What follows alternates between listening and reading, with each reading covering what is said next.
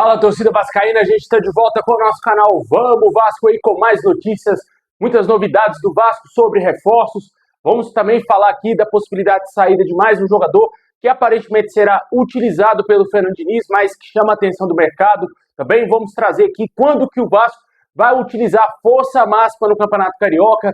Muita coisa para a gente falar agora, mas antes de começar, deixa aquele like, se inscreve aí no canal se você não está inscrito, ativa o sininho para você receber os vídeos postados aqui do nosso canal Vamos Vasco. Você não sabe o tanto que me ajuda você deixar aquele likezão aí, se inscrever no canal se não está inscrito, falta muito pouquinho para a gente chegar a 229 mil inscritos e ativar o sininho. E também, se puder hypar, vou agradecer demais aí. Tamo junto!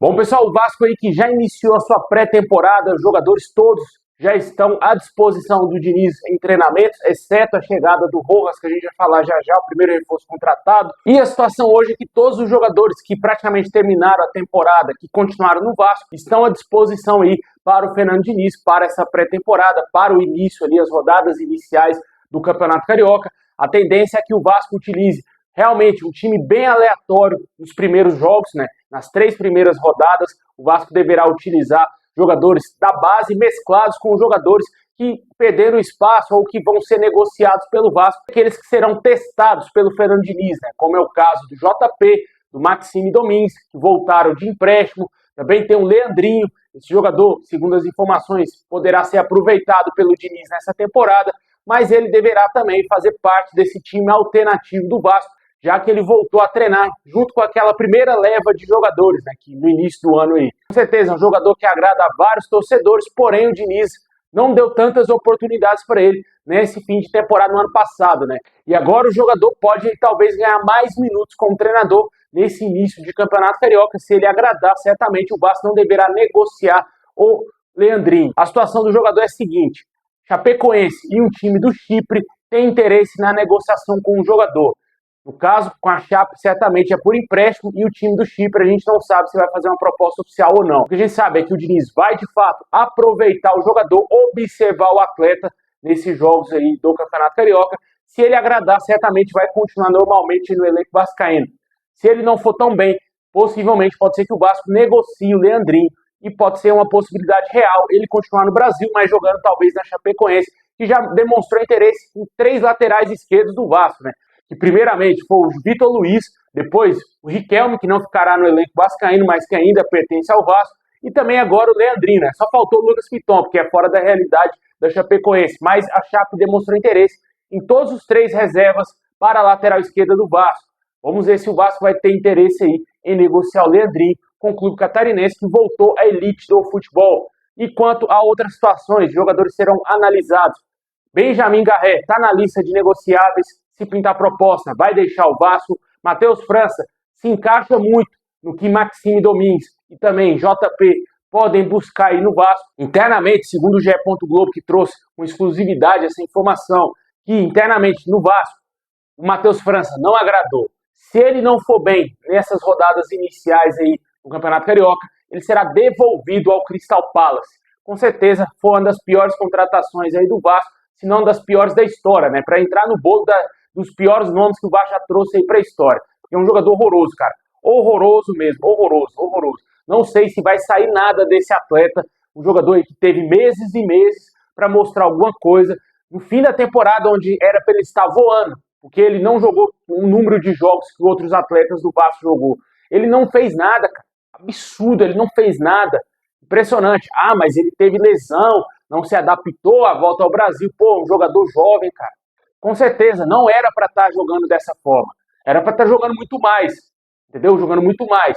Vamos ver agora. Agora é o ultimato. Tanto, o torcedor praticamente já perdeu a paciência, né? Acho que o torcedor, ninguém mais quer ver o Matheus França no Vasco.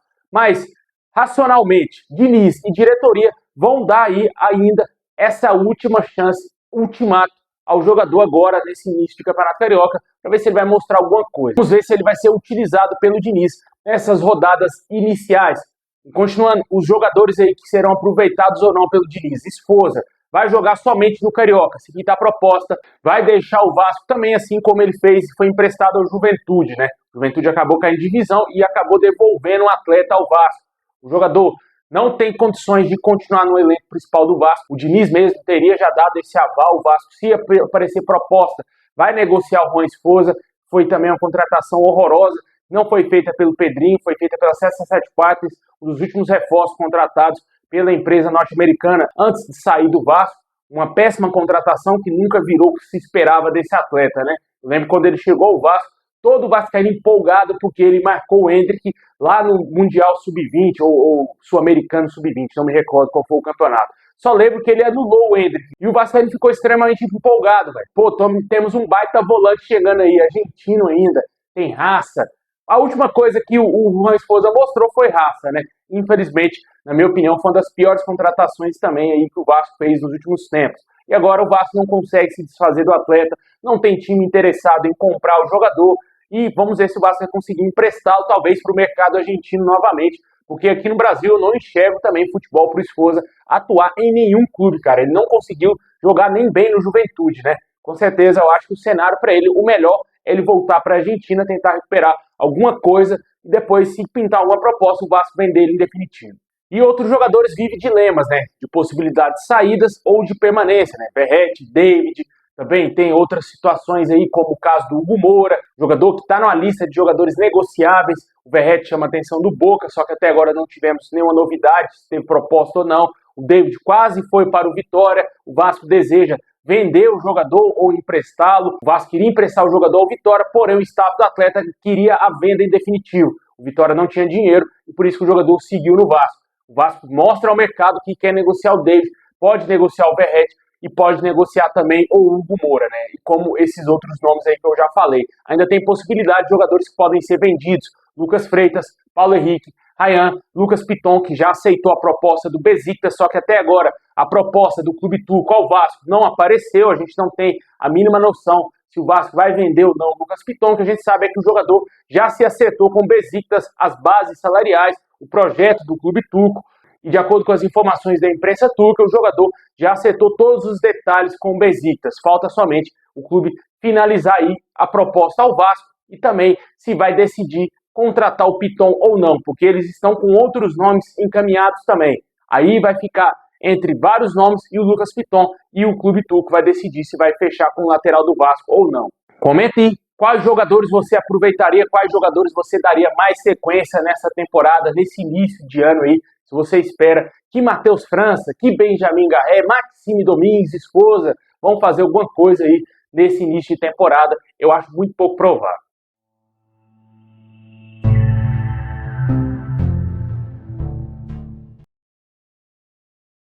Bom, já que a gente mencionou aí que o Vasco fará um time alternativo nas primeiras rodadas do Campeonato Carioca, a partir da terceira rodada, segundo o jornalista Leonardo Baran, o Vasco deverá mandar força máxima para o jogo no Clássico contra o Flamengo, que será o primeiro Clássico da temporada para o Vasco, jogo no Maracanã. A expectativa é que o Vasco tenha todos os seus principais jogadores à disposição e, claro, também a chegada de reforços aí, né? Amanhã já é aguardado aí Johan Rojas, que pode já ser apresentado nos próximos dias, oficializado pelo Vasco nos próximos dias, e também a gente espera que tenha aí a contratação do Saldívia. O Vasco fez uma última proposta ao Colo-Colo e já está aguardando a resposta do clube chileno.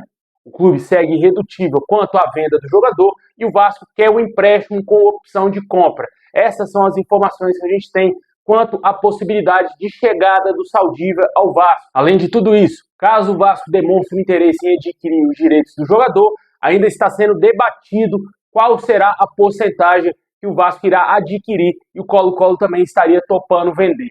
É uma novela muito grande, a do Saldívia, muito grande mesmo, é uma negociação que não era para demorar esse tanto, só que o Vasco demonstra que só tem interesse nesse zagueiro. Porque eu falei aqui em vídeos passados, cara, o Vasco mostra ao mercado que está insistindo demais no Saldívia e o Colo-Colo está vendo a insistência do Vasco, o desejo do Vasco e segue irredutível. Se você não comprar o jogador, a gente não vai fazer negócio.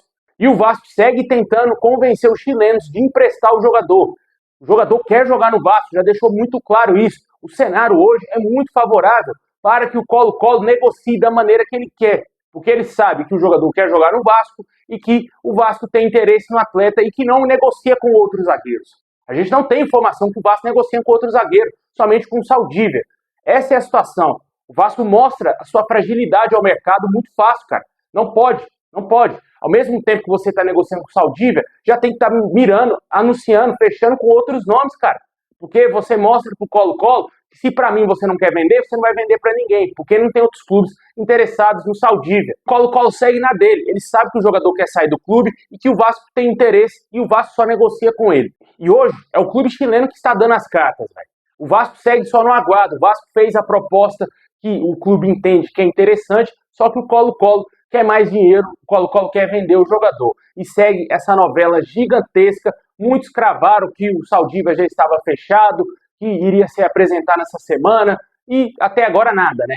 Vamos ver o que vai acontecer nessa situação aí, quanto à chegada desse jogador. Uma novela que eu acho que ainda vai levar mais alguns dias ou até mesmo semanas, né? Porque a gente sabe que é prática dessa diretoria do Vasco. Não estou falando só do Edmar Lopes, porque ele chegou, só fez uma janela de transferências, mas do Pedrinho e do Felipe, é prática deles enrolarem demais em negociações, né?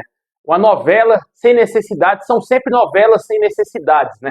Com certeza aí a gente vai ver o que vai acontecer nessa situação. O Rojas foi até uma certa surpresa para mim, o Vasco ter conseguido contratar ele rapidamente. Com certeza esse jogador deve que estava muito abaixo lá no México para ter tido uma negociação tão rápida assim com o Vasco. O Monterrey rapidamente quis negociar o jogador e ele fechou com o Vasco. Espero eu que ele dê a volta por cima. Não faço ideia realmente se esse jogador estava bem, se ele estava mal lá no México. O que a gente sabe é que ele estava jogando num clube menor, que era o Necaxa. O que resta ao torcedor é aguardar aí essas negociações do Vasco, que sempre são uma enrola, né?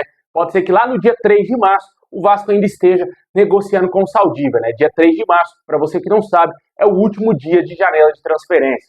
E além desses nomes, tivemos também a atualização que o Vasco tem interesse na contratação do meio-campista Solís, o jogador que está atualmente no Girona, desperta interesse do Vasco. Ele pode atuar como camisa 5 e camisa 8. Essas são as informações que temos a respeito desse jogador. O Vasco busca o empréstimo desse atleta, porém o clube espanhol quer negociar o jogador somente de maneira definitiva e pede 6 milhões de euros, aproximadamente 37 milhões de reais, para vender o jogador ao Vasco. E também Bahia e São Paulo são outros clubes interessados no jogador de 21 anos.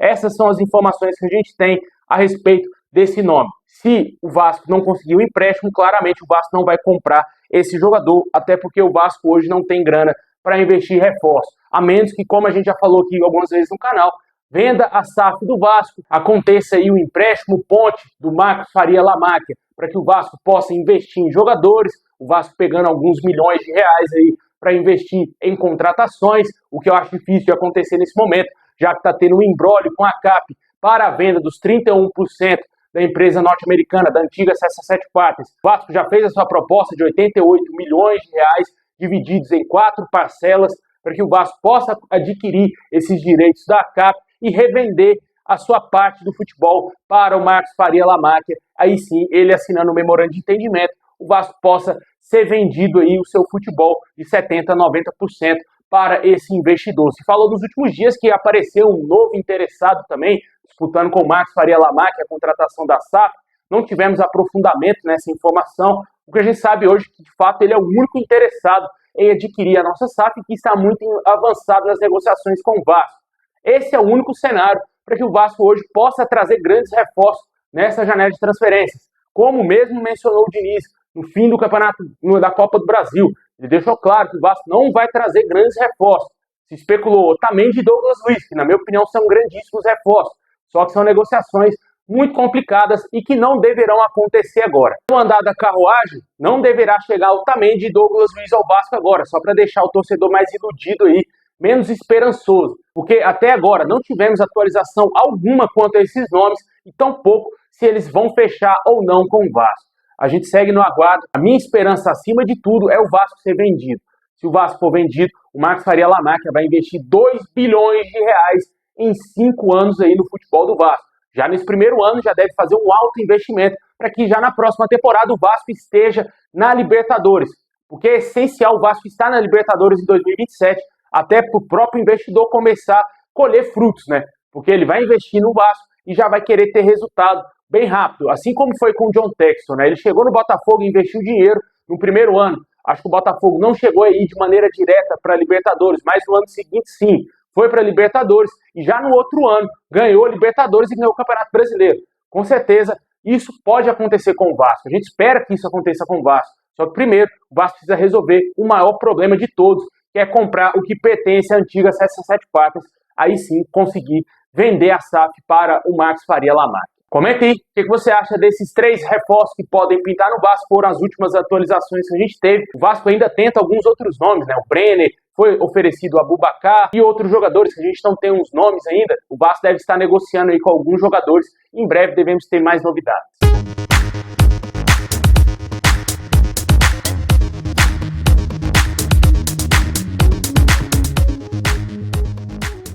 Bom, pessoal, esse é o vídeo de hoje. Muito obrigado por assistir até o final. Deixa aquele likezão, se inscreve aí, ativa o sininho. Tamo junto e é nóis.